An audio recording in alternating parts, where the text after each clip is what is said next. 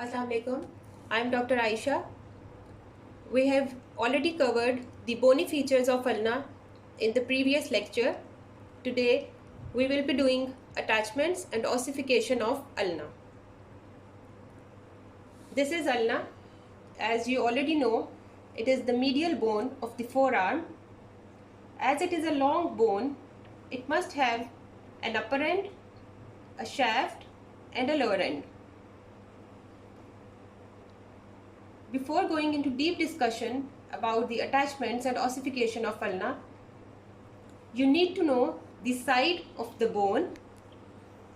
As I have already told you, the first thing which you have to tell about the bone is type of the bone and the side to which the bone actually belongs. You must have covered side determination in the previous lecture. For now, I'm just giving you a brief review about the side determination of the bone so that you can easily understand the attachments of this bone. For side determination,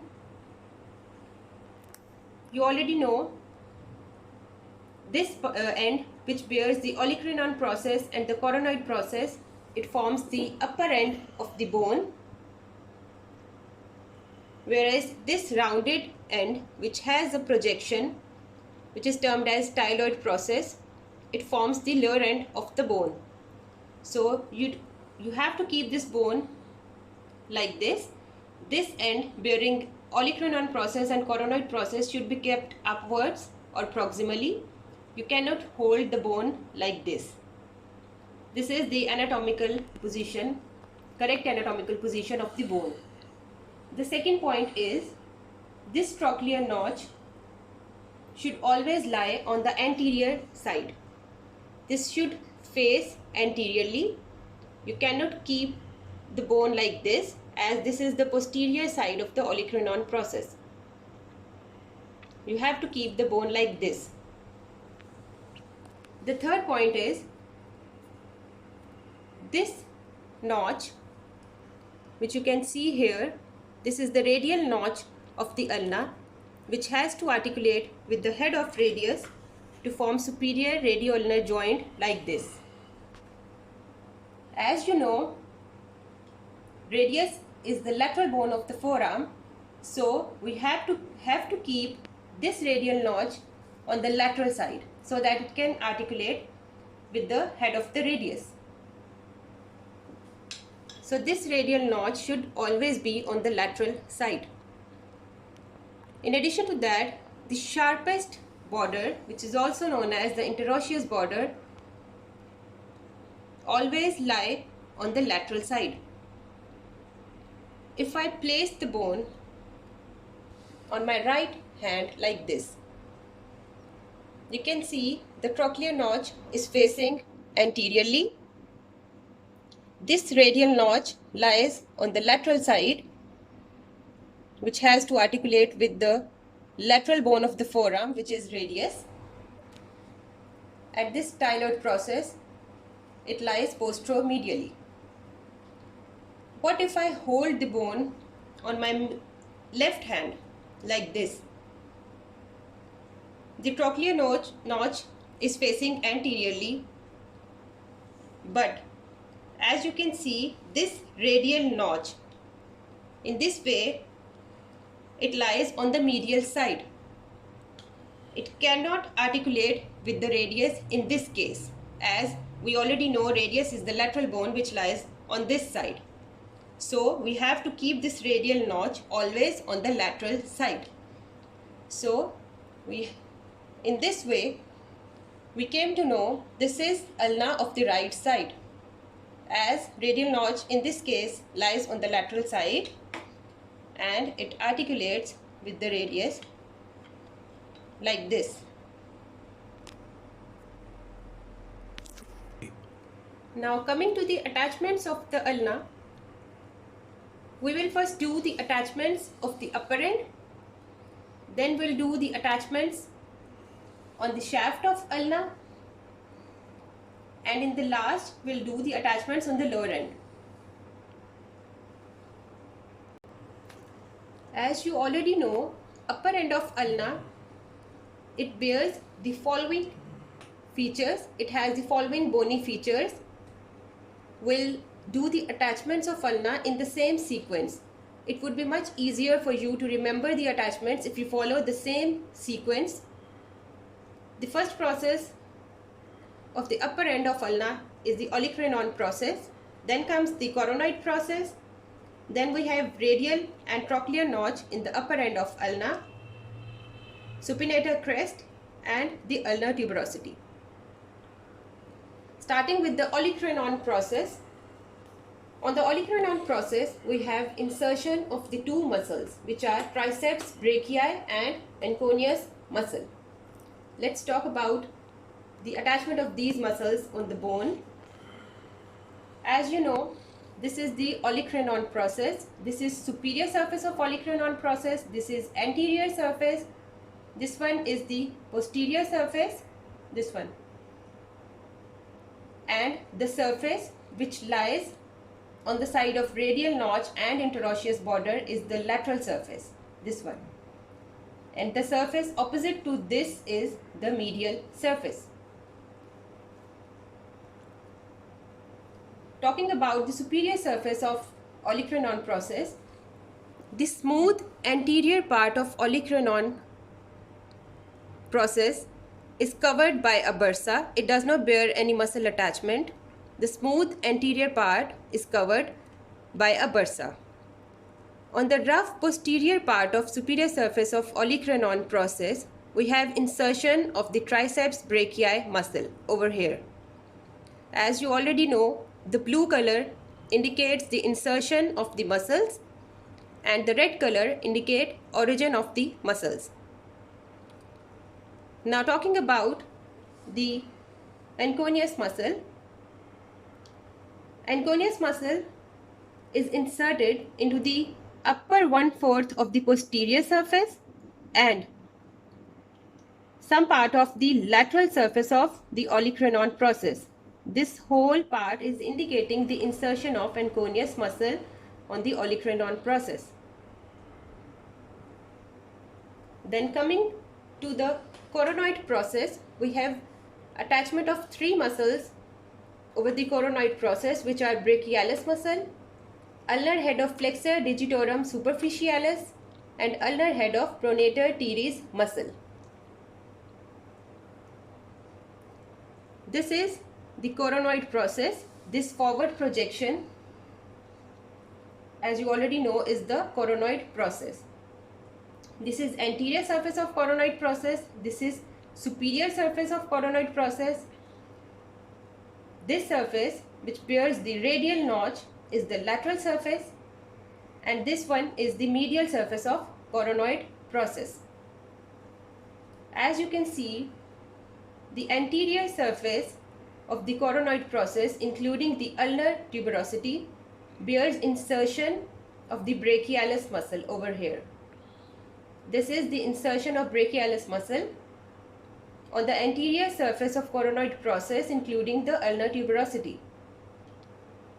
If we move to the medial side of the coronoid process, you can see on the upper end of the medial margin, we have a tubercle which gives origin to this ulnar head of Flexor Digitorum superficialis muscle, this one.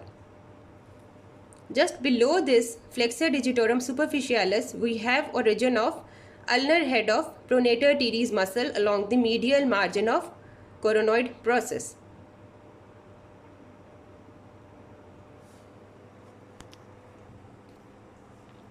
The third feature of the upper end is the radial notch of ulna. The radial notch of ulna, it provides attachment to the annular ligament. This is the radial notch of ulna, which lies on the lateral side of the bone. This green color is indicating the attachment of annular ligament. This green color is indicating the attachment of annular ligament, and this is anterior margin of the radial notch, and this is posterior margin of the radial notch. Annular ligament, as you already know, it surrounds the head of radius like this. Head of radius is freely movable within the annular ligament like this. This annular ligament, it encircles the head of radius and it becomes attached to the anterior and posterior margins of radial notch like this. This is the annular ligament.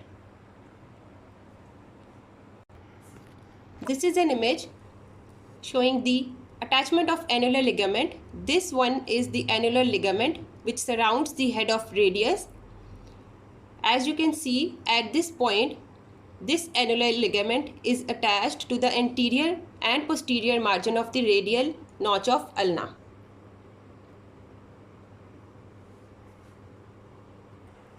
The fourth feature of the upper end is the trochlear notch. The trochlear notch of ulna, it provides attachment to the capsular ligament of elbow joint.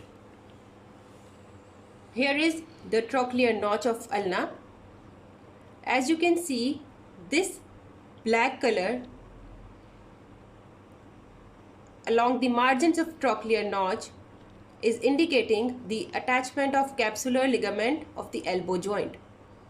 This whole black line along the margins of trochlear notch is indicating the attachment of capsular ligament.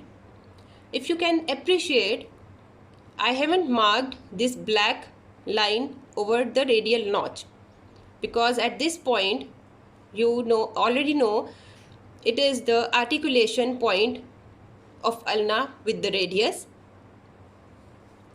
At this point, capsular ligament moves along the margins of the trochlear notch, and coming on the lateral side, this capsular ligament, it become attached or inserted into the annular ligament surrounding the head of the radius. On the medial side, capsular ligament is attached along the margins of trochlear notch, and on the lateral side, this capsular ligament is inserted or attached along the margins of annular ligament. Again, you can see this is the joint capsule of the elbow joint. This joint capsule is attached along the lower end of the humerus, along the margins of the trochlear notch, and on the lateral side you can see this joint capsule is inserted or attached to the annular ligament of the radius. Similarly, in this image you can appreciate this is the line of joint capsule. Here it is attached along the margins of this coronoid process, and on the lateral side it becomes attached to the annular ligament. This is the posterior view of the joint capsule. It is attached on the lateral side to the annular ligament, and this one is the margin of the trochlear notch, and this is the lower end of humerus. The next feature of the upper end is the supinator crest. The supinator crest, which forms the lateral limit of the lateral surface of the coronoid process.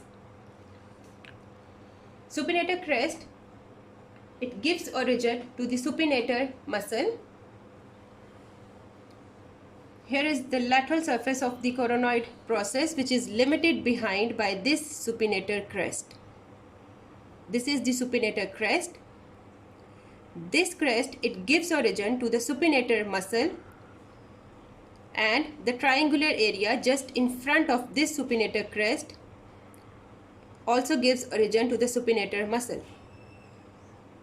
This whole triangular area, it gives origin to supinator muscle. The last feature of the upper end is ulnar tuberosity. The ulnar tuberosity lateral margin of ulnar tuberosity, it provides attachment to the oblique cord. This is the ulnar tuberosity.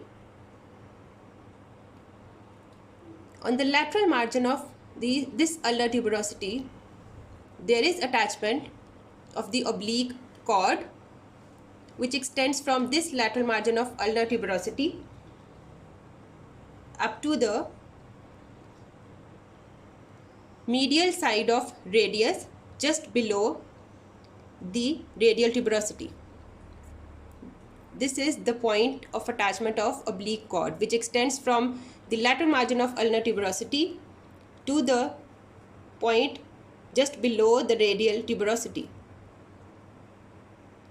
The function of this oblique cord is it holds the two bones together in addition to the interosseous membrane.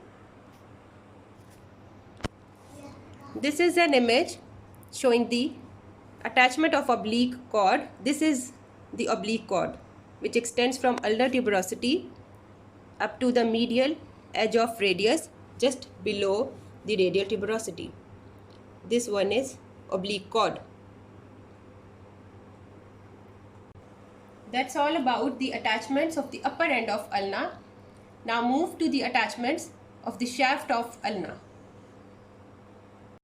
Now coming to the attachments on the shaft of ulna, the first muscle which is inserted on the shaft of ulna is Flexor Digitorum Profundus muscle, which is a deep flexor muscle of the forearm.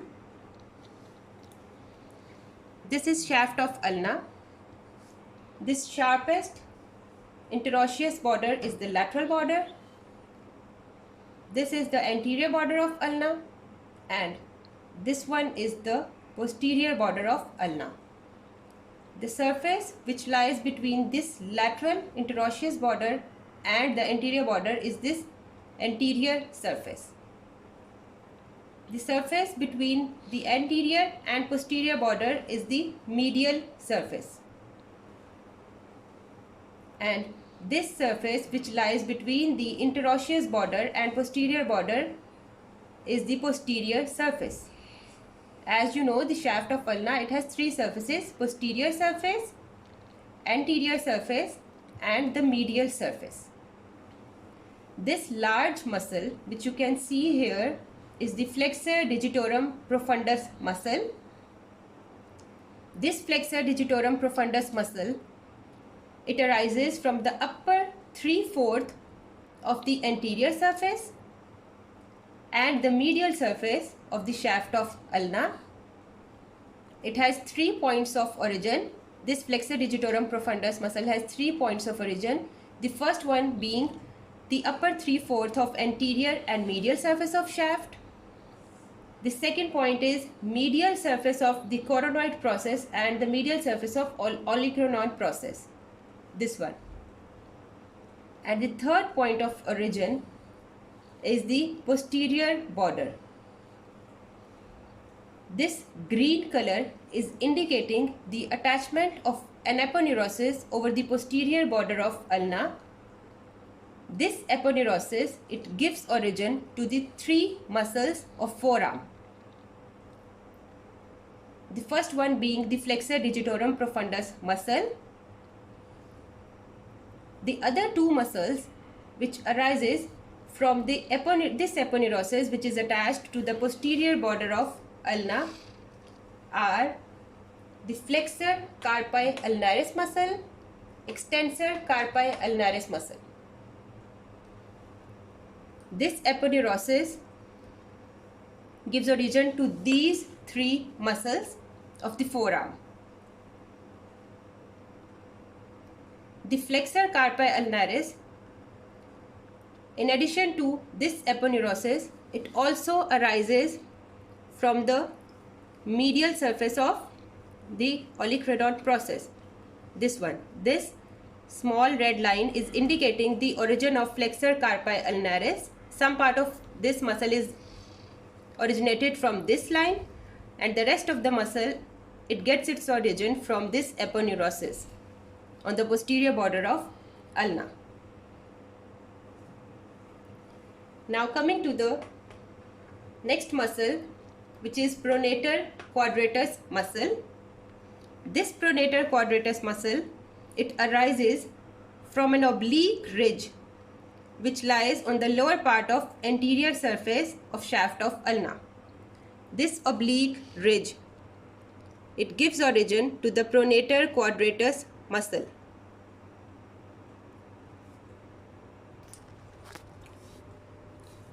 This is the Pronator Quadratus muscle, which has its origin from the oblique ridge on the anterior surface of shaft of ulna and is inserted on the radius like this. This muscle is responsible for pronation of the forearm. This muscle is the Pronator Teres muscle. This is humeral head of Pronator Teres, which arises from the medial epicondyle, and this is ulnar head of Pronator Teres muscle, which arises from the medial margin of coronoid process. And this muscle, which you can see here, is the supinator muscle. As you can see, it gets origin from the supinator crest of the ulna.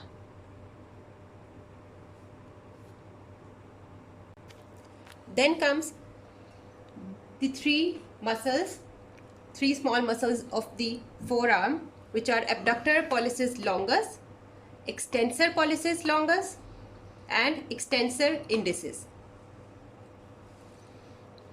This is the posterior border of ulna, and this one is the interosseous lateral border of ulna. The surface between these two borders is the posterior surface. As you already know, this posterior surface is divided into an upper and lower part by an oblique ridge, this one. This oblique ridge, it divides the posterior surface into upper part and a lower part. The lower part of posterior surface is further divided into medial and lateral part by a vertical ridge, this one. This is the vertical ridge which is dividing this posterior surface into a medial part and a lateral part. And this is the oblique ridge which is dividing the posterior surface into upper and lower parts. As you can see, on the lateral part of this posterior surface, we have origin of three muscles. From above downwards, these are abductor pollicis longus, extensor pollicis longus, and extensor indicis.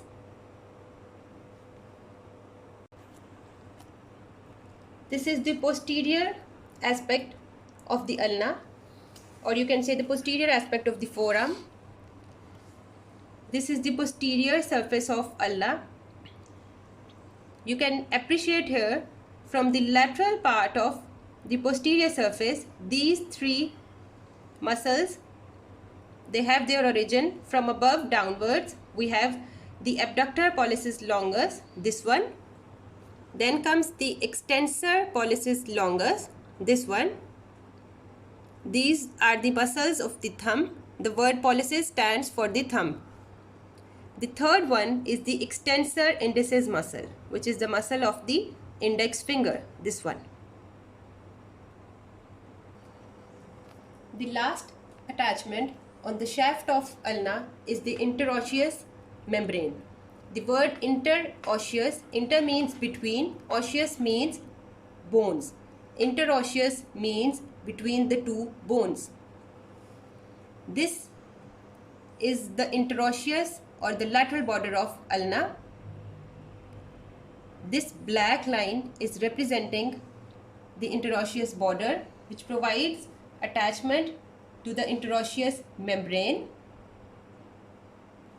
This interosseous membrane, it has three functions. The first one is it binds the radius and ulna together. The interosseous membrane, it connects these two bones together. It runs between the interosseous border of these two bones. That is why it is termed as interosseous membrane. The second function of the interosseous membrane is it provides the surface for attachment of the muscles. The third one is it transmits the forces from radius to the ulna. As I have already told you in my previous lecture, the line of weight transmission is from the hand to the wrist. From the wrist joint, the weight is transmitted to the radius, and from the radius, the weight is transmitted to the ulna through this interosseous membrane. This is interosseous membrane, which is connecting the interosseous borders of ulna and radius. It binds these two bones together. As you can appreciate, the direction of fibers of this interosseous membrane is downwards and medially. The direction of fibers is downwards and towards the ulna, or you can say downwards and medially. There is a gap on the upper end. The interosseous membrane, it starts 2 to 3 cm below the radial tuberosity. There is a gap between the upper margin of interosseous membrane and this oblique cord. This gap allows the passage of posterior interosseous vessels. Similarly, we have an aperture in the lower end of interosseous membrane. This aperture, it provides passage to the anterior interosseous vessels to the posterior, from anterior to the posterior side of forearm. In addition to the binding of these two bones, this interosseous membrane also provides surface for the attachment of muscles. As you can see here, it also provides attachment to the flexor and extensor muscles of the forearm. This is the anterior view and this one is the posterior view. As you can see, these three muscles, abductor pollicis longus, extensor pollicis longus and extensor indicis, they, in addition to the posterior surface of ulna, they also arises, or they are also attached to the posterior aspect of the interosseous membrane and the adjoining posterior surface of the radius as well.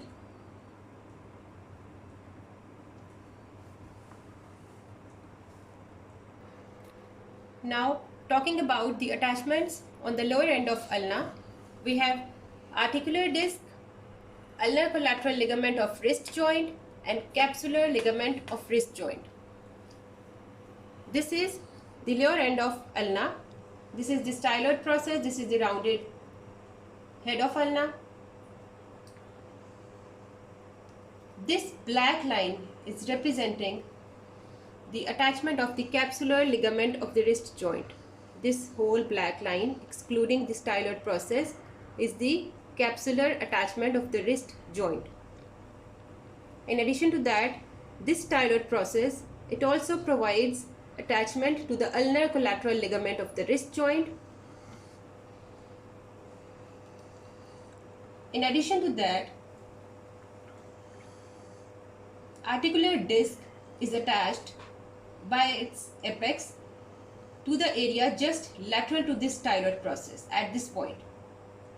At this point, lateral to this styloid process, there is attachment of the articular disc. The function of this articular disc is it connects the lower end of radius and ulna together. It prevents dislocation of radius during pronation of forearm, and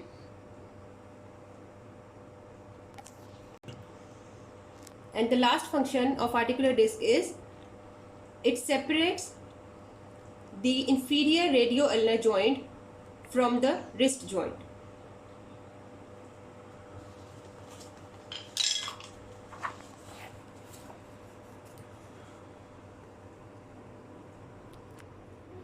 This is an image showing the attachment of articular disc to the lower ends of radius and ulna.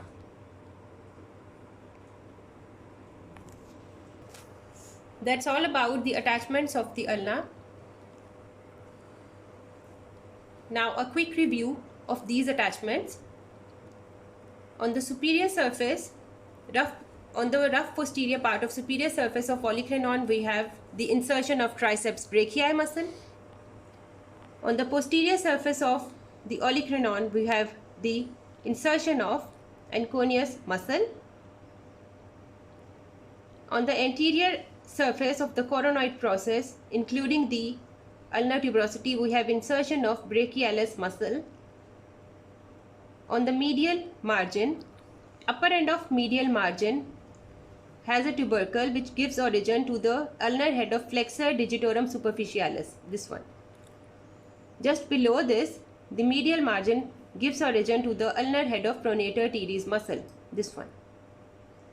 This was the medial side, this was anterior side, and this is the lateral surface of the coronoid process, which is limited behind by the supinator crest. It gives origin to the supinator muscle. Then comes the radial notch. The anterior and posterior margin of radial notch provides attachment to the annular ligament. The margins of the trochlear notch provides attachment to the capsular ligament of elbow joint. Coming to the shaft of ulna, we have the flexor digitorum profundus muscle, which arises from the upper 3/4 of anterior surface and medial surface of shaft. The second point of its origin is the medial surface of coronoid and olecranon process, medial surfaces of these two processes, and the third point is the posterior border through an aponeurosis. Then we have the flexor carpi ulnaris, which arises from the medial surface of olecranon and from the aponeurosis on the posterior border. In addition to that, we have extensor carpi ulnaris, which also arise from this aponeurosis, which is attached on the posterior border of ulna. Then we have Pronator quadratus muscle, this one, which arises from the oblique ridge on the anterior surface of shaft of ulna. This interosseous border, it provides attachment to the interosseous membrane. Coming to the posterior surface of ulna, the lateral part of posterior surface from above downwards gives origin to the abductor pollicis longus, extensor pollicis longus, and extensor indicis. The lower end, it provides attachment to the capsular ligament of the wrist joint, ulnar collateral ligament of the wrist joint, and articular disc, which is attached just lateral to the styloid process. That's all about the attachments. Talking about the ossification of ulna, the ulna ossifies from one primary center, which appears for the shaft, and two secondary centers, one for the superior part of olecranon process and the second secondary center for the lower end of ulna. The primary center for the shaft appears during 8th week of development. The secondary center for the superior part of olecranon process, it appears during the 10th year, and it fuses with the rest of the shaft by the 16th year of life. Whereas the secondary center for the lower end, it appears during the 5th year, and it fuses with the rest of the bone by the 18th year of life. The lower end of the ulna is the growing end of the bone. That's all about the attachments and ossification of ulna.